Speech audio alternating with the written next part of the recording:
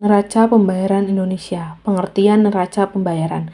Neraca pembayaran adalah catatan sistematis seluruh transaksi ekonomi antara penduduk suatu negara dengan penduduk negara lainnya dalam rentang masa tertentu. Biasanya 1 tahun. Pencatatan neraca dibagi menjadi 2 transaksi, yaitu transaksi debit dan kredit.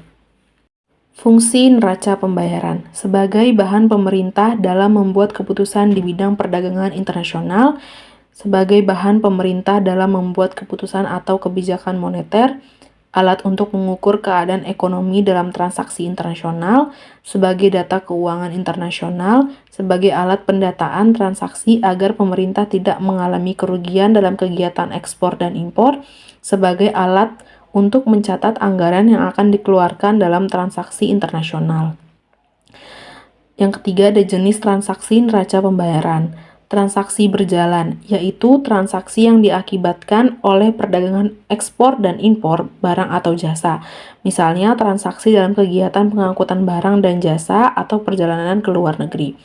Arus modal, menggambarkan aliran keluar atau masuk modal di antara Indonesia dengan negara lain. Dalam arus modal terdapat 2 golongan transaksi, yaitu aliran modal pemerintah dan aliran modal swasta. Defisit surplus neraca pembayaran.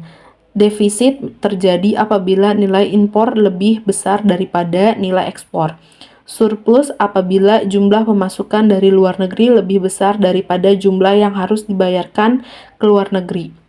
Seimbang terjadi ketika jumlah pembayaran ke luar negeri dan pemasukan yang dapat diseimbangkan.